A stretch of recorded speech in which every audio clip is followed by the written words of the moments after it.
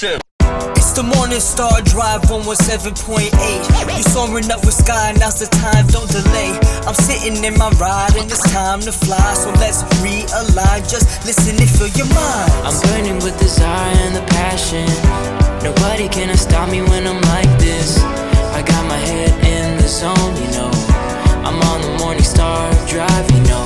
Hey guys, how's it going? It's Tuesday, July 6th, and this is the Morning Star Drive on 117.8. We're on YouTube, so make sure to subscribe, follow us on SoundCloud, and make sure to support us on Patreon. So today we will get some coronavirus updates, current news from around the world, and of course, looking into the prophecies in Matthew 24, and we're looking at some Christian views of what they think about these things, all right? So, how are you guys doing today? Monday is in the books. Hope you guys are having an amazing Tuesday. Really thankful that all of you guys are joining us here on the Morning Star Drive, so keep liking and commenting. I want to hear from you guys and see how you're doing. What is happening tonight? We have another Lab 78 live show at 8 p.m. in Malaysia time, so that's 9 p.m. in Korea, and basically it's going to be about 30 minutes, and it'll be about news stories in my life, things that people can realize from, but I hope that you guys really enjoy this too. Also, last Sunday edition, we met Lick Loader, right, from Australia. He's over there in Brisbane. Great interview, learning about his journey into this history. I learned a lot from him, too. I've known him for over 10 years, but it was a lot of new stuff that I heard, and I was really thankful that he just shared all those personal things with us. Super fun and insightful. And hope you guys are really enjoying it, too, so make sure to check out the Sunday edition this week. Last night, first Monday Zoom Bible study of the new evangelism section, the new evangelism season, I guess. And we already have over 180, almost 190 people who are signed up, and over 50 newcomers. So that is some great news, and that will be posted on Patreon today. All right, so on this wonderful, terrific Tubular Tuesday, let's get this show started on the road with today's featured artist of the day. Who is today's featured artist? It is PGY from PMA in Korea, and this song is a favorite by many. It's called Dr. Rain. The second song is Kuma-chung from Japan with Open My Eyes, and he wrote this song for the new church that they just bought last year. And of course, last but not least, it is Justar Aiden Verdi from New Zealand, and this is one of my favorite songs. It is Cameron Fry Takes a Stand. All right, guys. So as we are, we just passed the halfway mark. We're the first day of the second half of this 70-day prayer condition. Really, really hope that all of us are just putting a little bit of prayer here and there for these member artists from around the world. I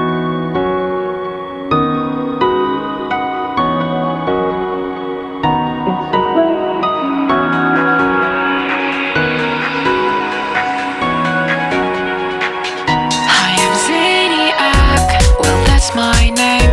I'm a 95 model, a defective robot. Oh, it's today, I have an appointment. I'm gonna meet my last moment. You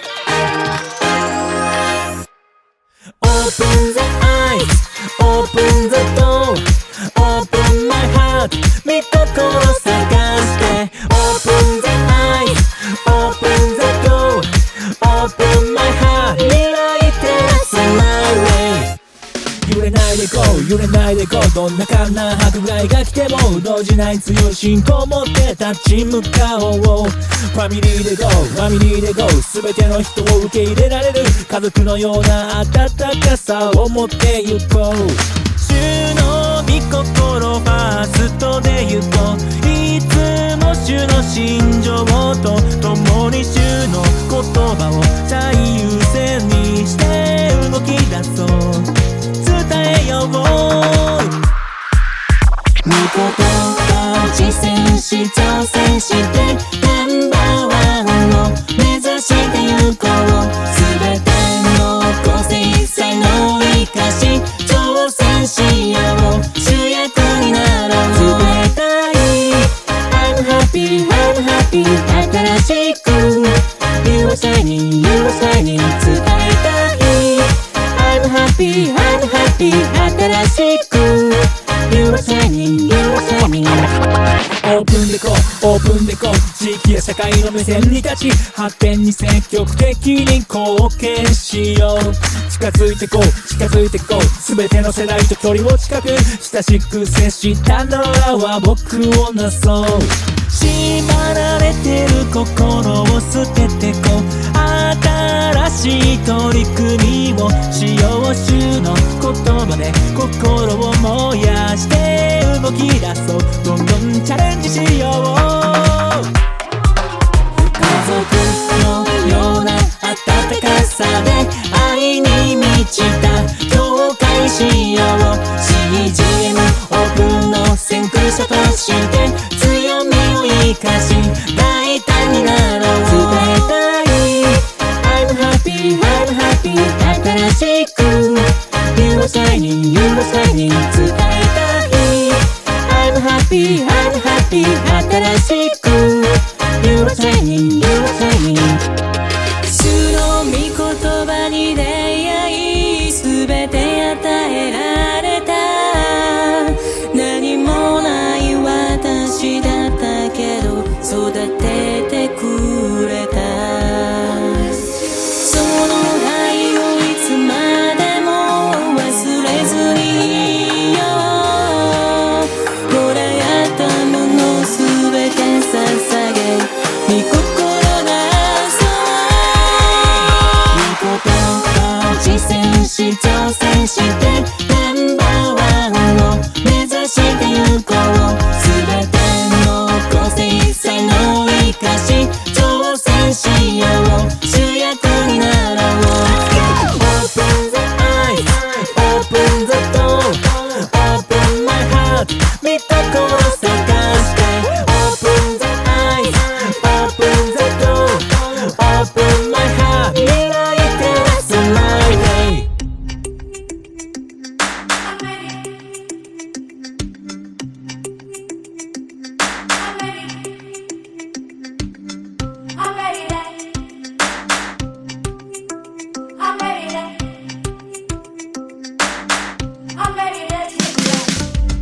I'm ready to take the heat.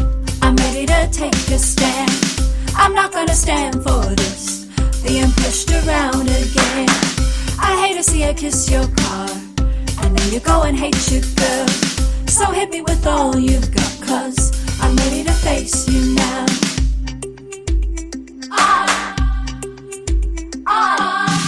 I'm ready to take the heat. I'm ready to take a stand. I'm not gonna stand for this, being pushed around again. I hate to see you kiss your car, and then you go and hate your girl. So hit me with all you've got, 'cause I'm ready to face you now. I made myself small. I hid in a corner. I played the good girl. Not this time, no longer. I made myself small. I hid in a corner. I played the good girl. Not this time, no longer. I'm ready to take the heat. I'm ready to take a stand. I'm not gonna stand for this, being pushed around again. I hate to see you kiss your car, and then you go and hate your girl. So hit me with all you've got, 'cause I'm ready to face you now.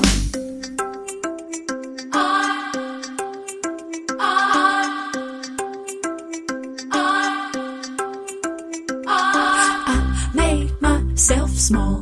I hid in a corner. I played the good girl. Not this time, no longer. I made myself small. I hid in a corner. I played the good girl. Not this time, no longer. I'm ready to take the heat. I'm ready to take a stand. I'm not gonna stand for this, being pushed around again. I hate to see you kiss your car. I know you go and hate your girl. So hit me with all you got, 'cause I'm ready to face you now. I'm ready to face you. I'm ready to. I'm ready.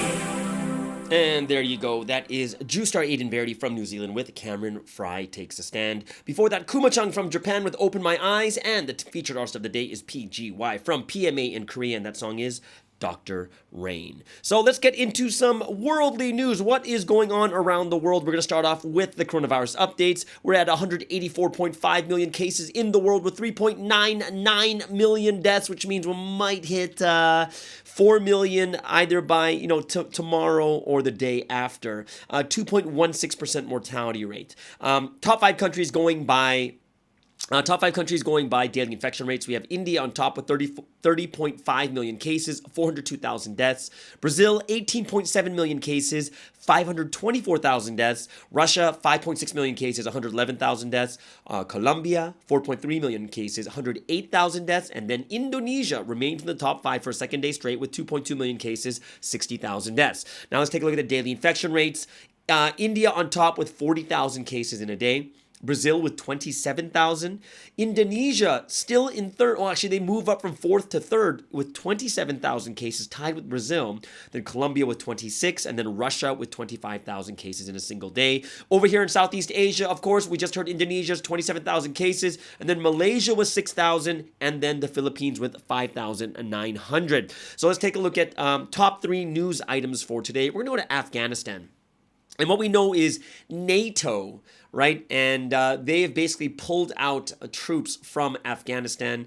And what's happening now is basically Afghanistan is telling all foreign troops that they must leave by the deadline that NATO set out. And this is what the Taliban is telling them. So any foreign troops left in Afghanistan after NATO's September withdrawal deadline will be at risk as occupiers. And this is what the Taliban has told the BBC. And it comes amid reports that 1,000 mainly U.S. troops could remain on the ground to protect diplomatic missions and Kabul's international airport. Now, NATO's 20-year military mission in Afghanistan has all but ended, but violence in the country continues to rise with the Taliban taking more territory. Under a deal with the militant group, the U.S. and its NATO allies agreed to withdraw all troops in return for a commitment by the Taliban not to allow Al-Qaeda or any other extremist group to operate in the areas they control.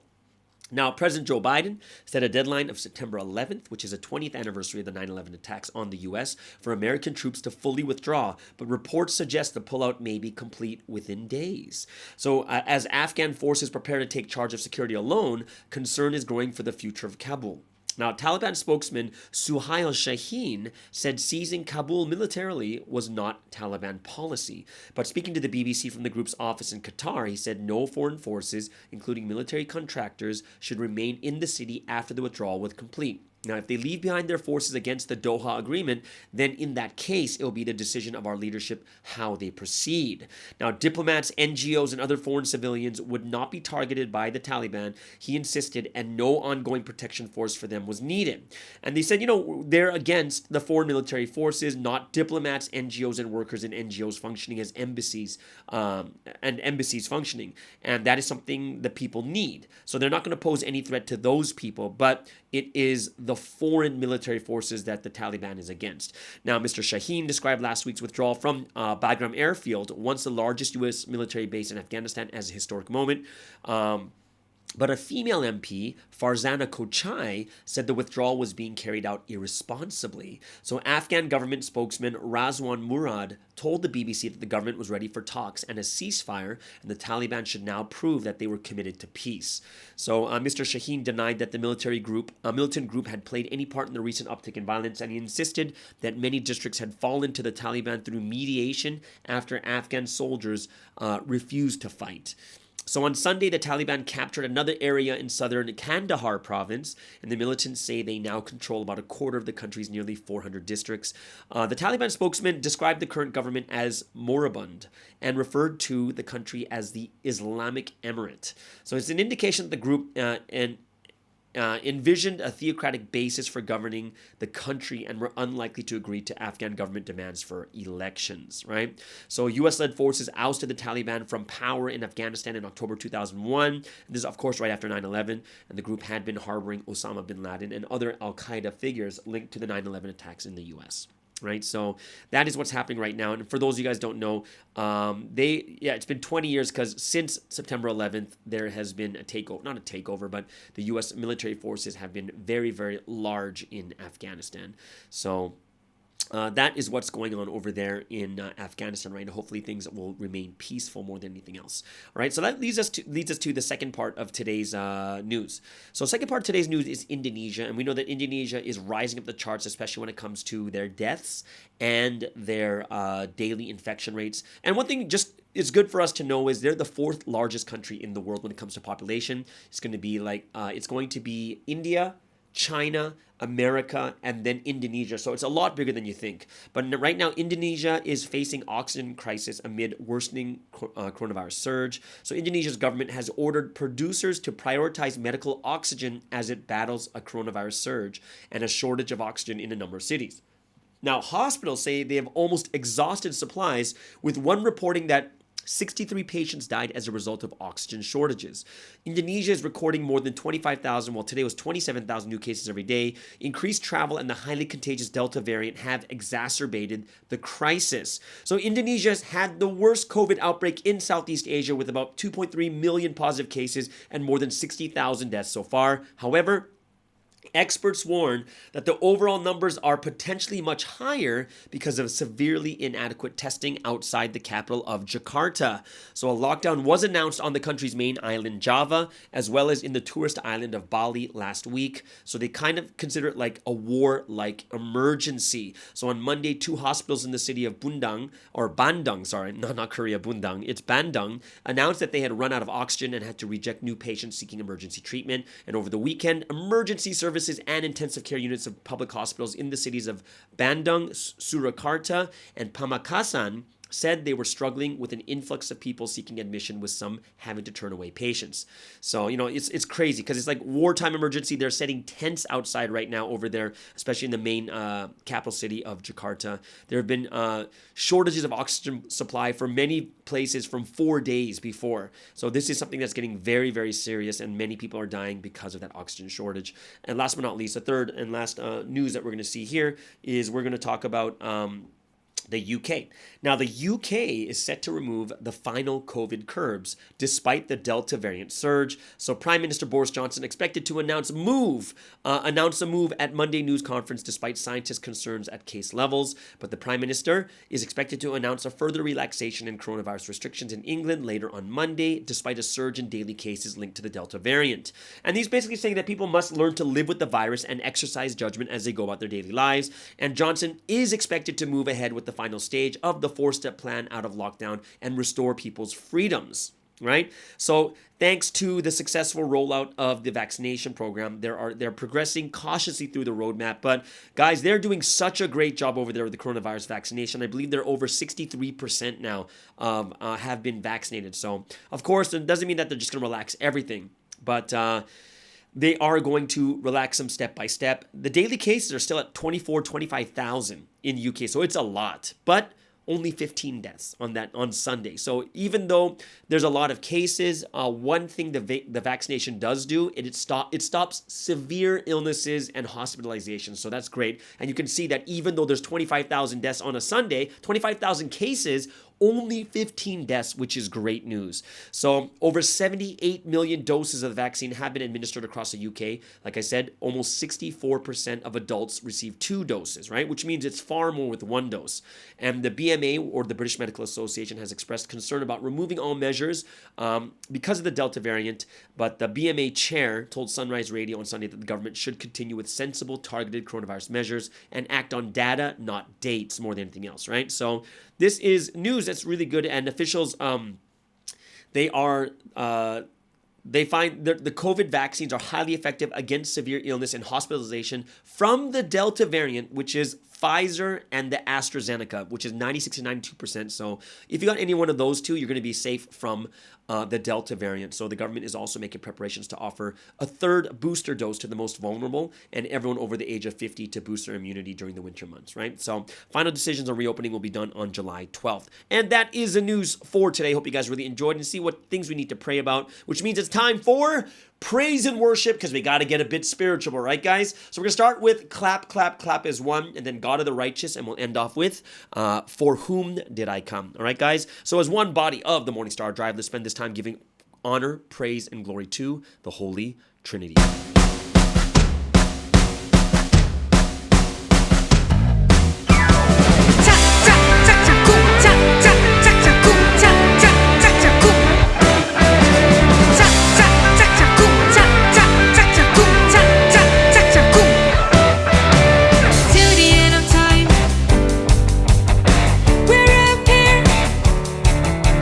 Clap, clap, clap as one. Clap, clap, clap, our hearts as one.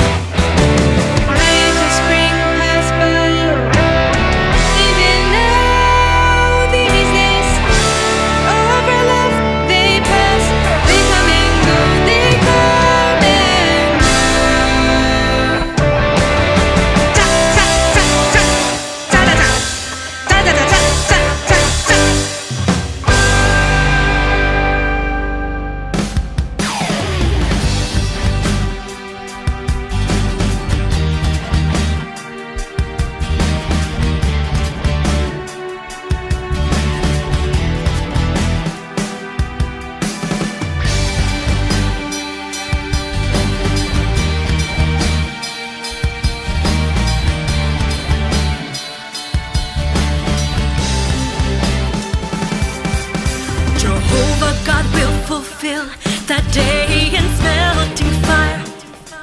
He shall fulfill that day, burn the wicked and proud away. Like bundles of hay, he'll burn their branches and roots, leaving no remains behind. With fire he'll burn them all.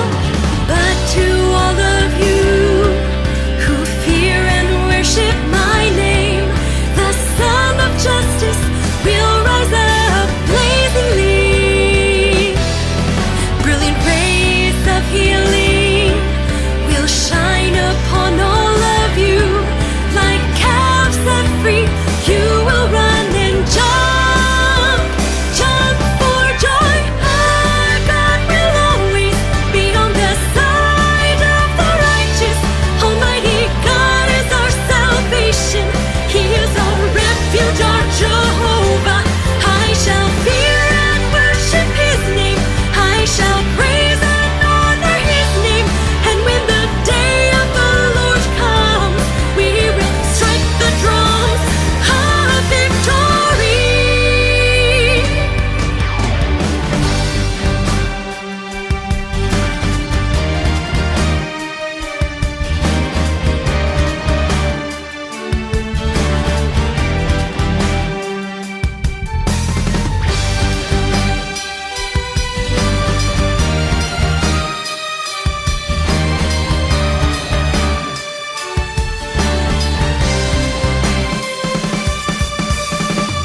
Jehovah God will fulfill that day in melting fire. He shall fulfill that day, burn the wicked and proud away. Like bundles of hay, he'll burn their branches and roots, leaving no remains behind. With fire he'll burn them all. But to all of you who fear and worship my name, you will surely trample on all of the wicked ones. When that set day comes, you will trample on all of them.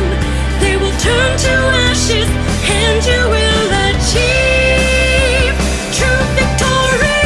Our God will always be on the side of the righteous. Almighty God is our salvation. He is our refuge, our Jehovah. I shall fear and worship His name. I shall praise and honor His name. And when the day of the Lord comes, we will strike the drums of victory. God will always be on the side of the righteous. Almighty God is our salvation. He is our refuge, our Jehovah. I shall fear and worship His name. I shall praise and honor His name. And when the day of the Lord comes, we will strike the drums of victory.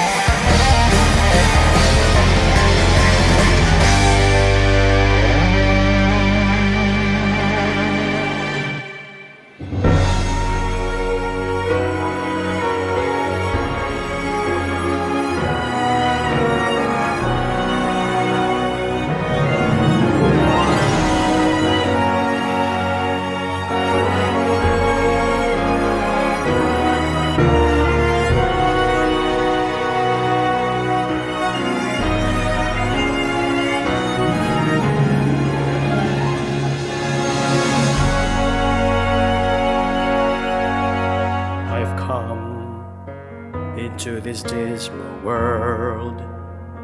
Whom do you think I came here for? Whom do you think I struggled for? For whom does the bell toll? It was for you. You believe, you who love me and follow.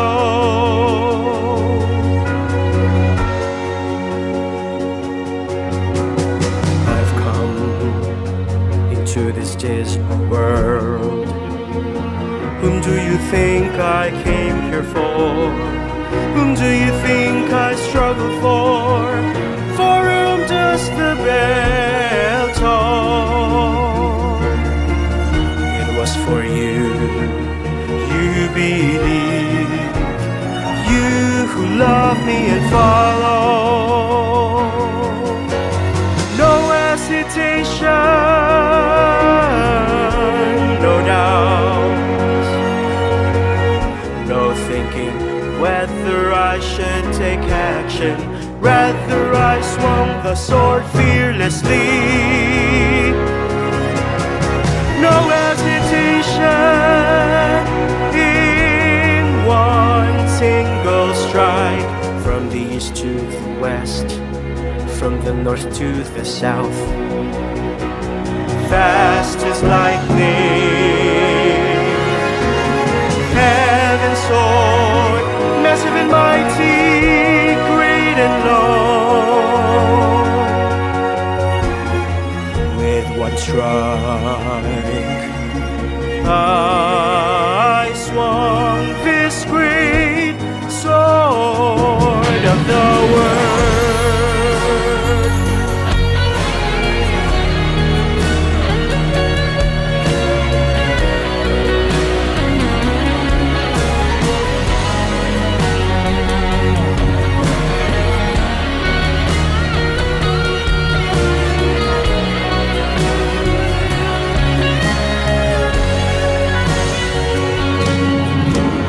You have to know, you have to realize. Follow me and believe. God has surely sent the Lord. It is I. Quickly, you must believe. Follow, for the time is passing. Once the time has passed by, it will never come back. You must believe the Lord has come again. Time that's past is already dead now. You must make history that will remain. Let's create what's eternal. The Lord our God never rests his gaze, but with fiery eyes of love, he watches over all of us. I love you all, so I ask, please fulfill my will.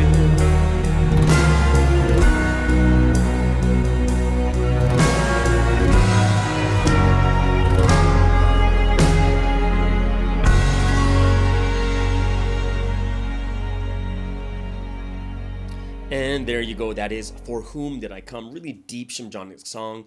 Before that was God of the Righteous. And of course, Clap, Clap, Clap is one.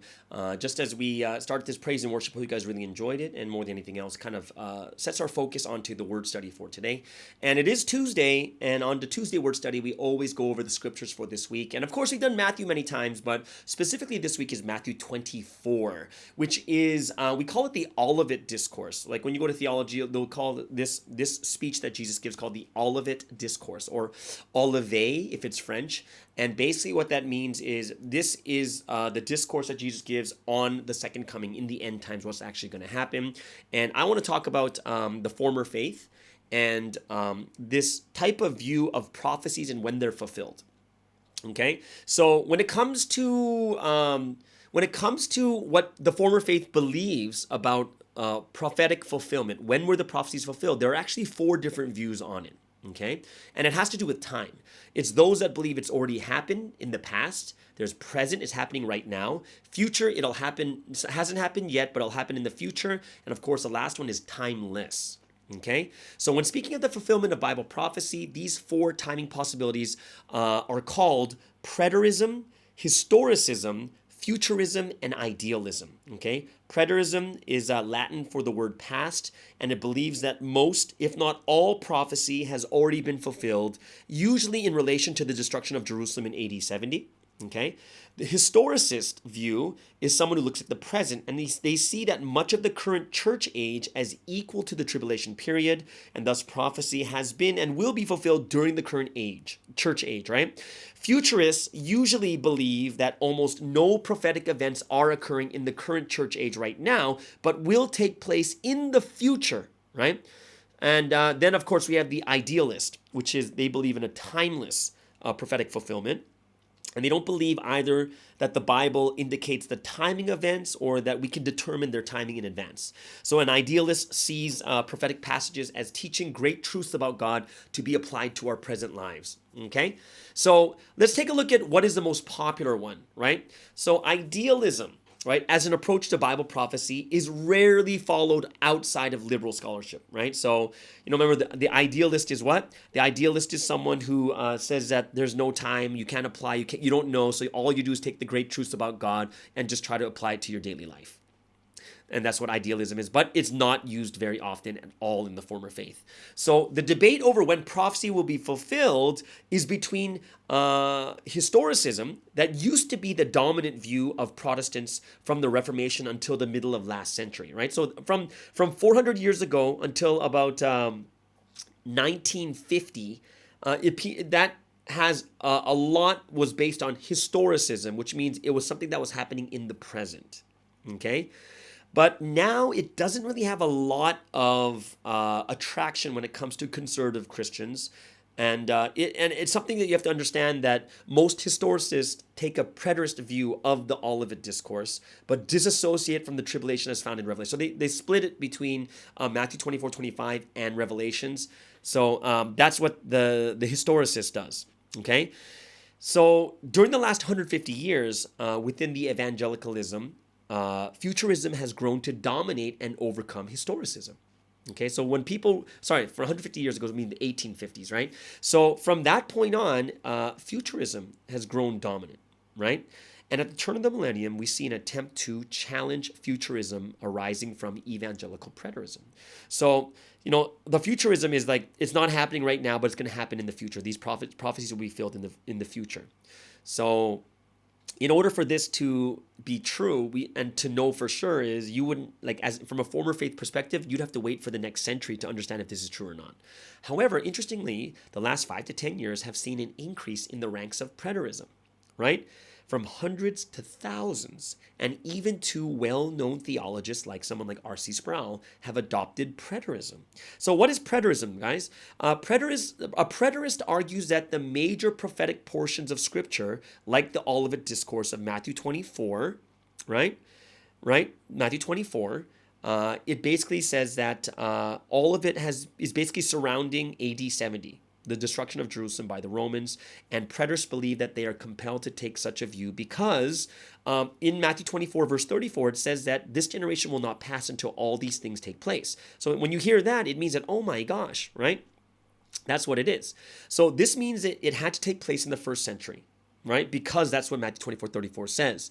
Now, Revelation, they advocate, says something similar in the passage that they say Christ is coming quickly or that his return is at hand. So having settled in their minds that these prophecies had to take place in the first century, they believe they are justified in making the rest of the language fit into a local, like a Jerusalem instead of a worldwide fulfillment, right? So most preterists believe that we are currently living in at least an inaugurated new heaven and new earth, since all the book of Revelations had to have a first century fulfillment. So if I were to tell you guys that preterism, there's 3 different types, and we'll split them into very, very easy ways of mild, moderate, and extreme. Okay, so a mild preterism teaches that the book of Revelations was fulfilled during the first 3 centuries as God waged war on the 2 early enemies of the church, which was Israel and Rome. So the first half of Revelation teaches that Israel was defeated in AD 70, while the last half of Revelation is about God's conquest of Rome in the 4th century when Constantine declared the Roman Empire Christian, right? And this earliest form of preterism teaches that Revelation was fulfilled in the first 300 years of the church's history. Now, moderate preterists believe that almost all prophecy was fulfilled around AD 70, and they do believe that a few passages still teach a yet future second coming. okay?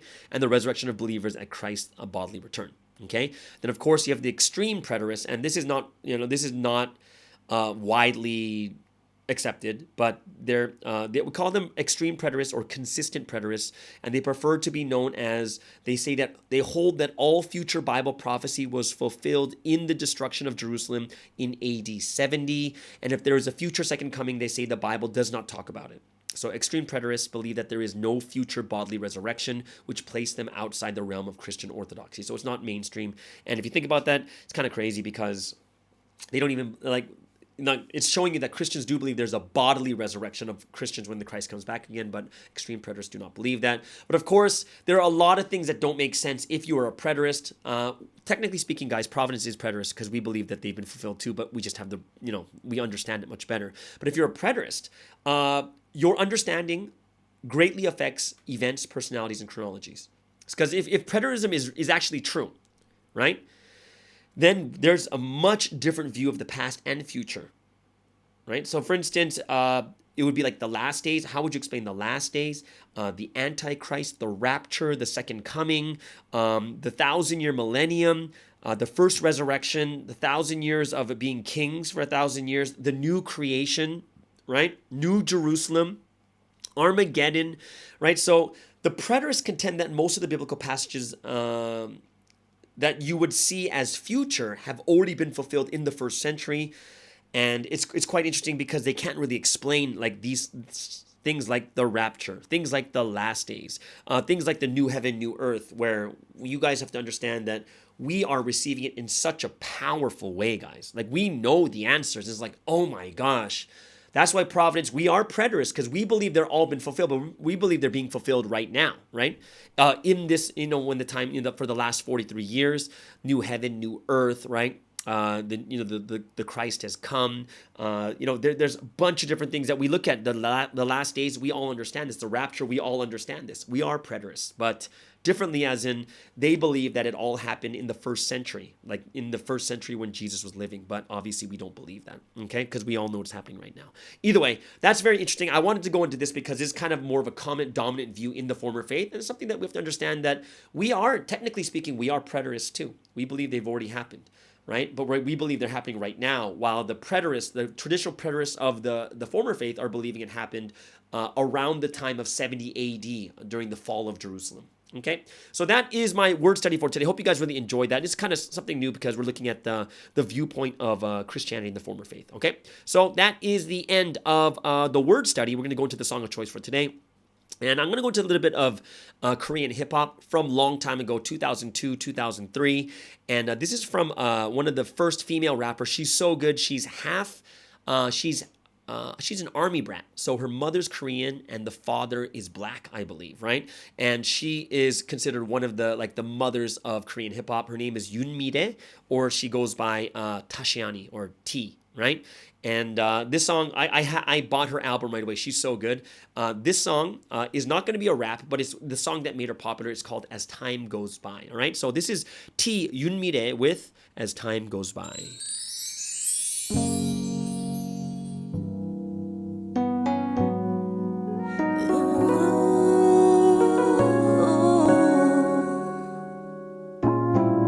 As time goes by, I still love you. 마지못해 살아가겠지 너 없이도 매일 아침 이렇게 일어나 밤새 조금씩 더 무뎌져 버린 기억 속에서 애써 너의 얼굴을 꺼내야 보겠지 시간이란 누구에게나 우리 아픔을 주는지 힘든 하루 속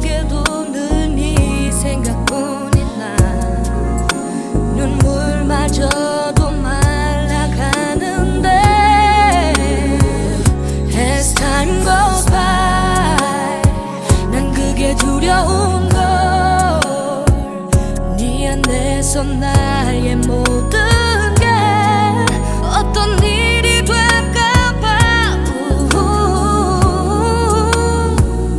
눈 감으면 늘 선명하던 네가 어느 순간 사라질까봐 정말 겁이 나는 걸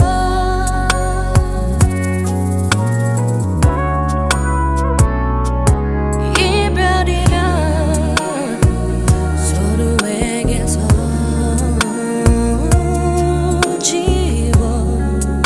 지워지는 거라지만 많은 사람 속에도 늘 네 걱정뿐인 나 시간마저도 붙잡고 싶은데 As time goes by 난 그게 두려운 걸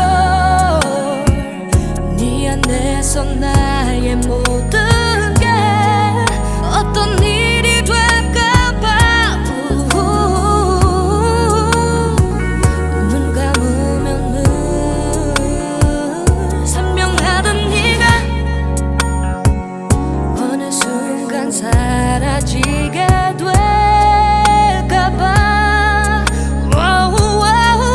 내가 없는 세상이 너는 괜찮은 건지 너에게 잊을 만한 추억일 뿐인지 참으려 애를 써도 늘 보고픈 나는 네가 아니면 안 될 것 같은데 You are the one As time goes by 난 여기 있어줄게 셀 수 없는 밤이 지나도 사랑했던 그대로 혹시라도 넌 돌아오게 되면 단 한 번의 나를 찾을 수 있게 As time goes by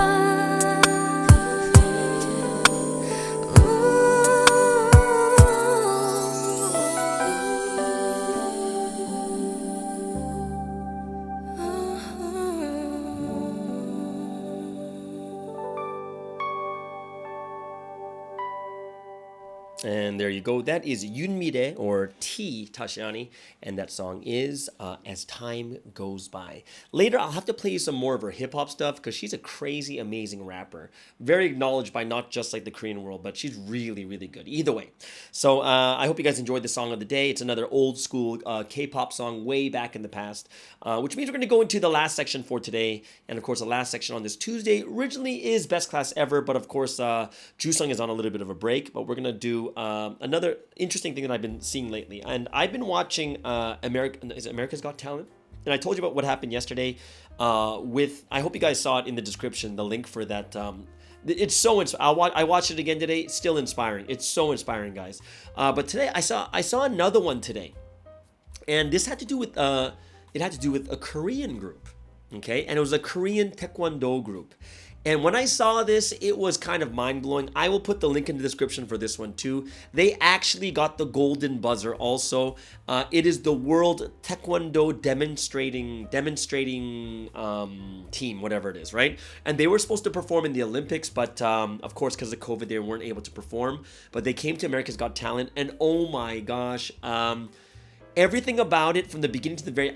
I'm asking if these are our members, because at the end of it, they have a sign that says peace. You know, it says it's about peace and over triumph and stuff like that. I was like, wait a second. This totally looks like what we do in Providence with this Taekwondo breaking boards and do this amazing thing, right? I was looking at it like, what the heck? That's so crazy. It looks like Providence.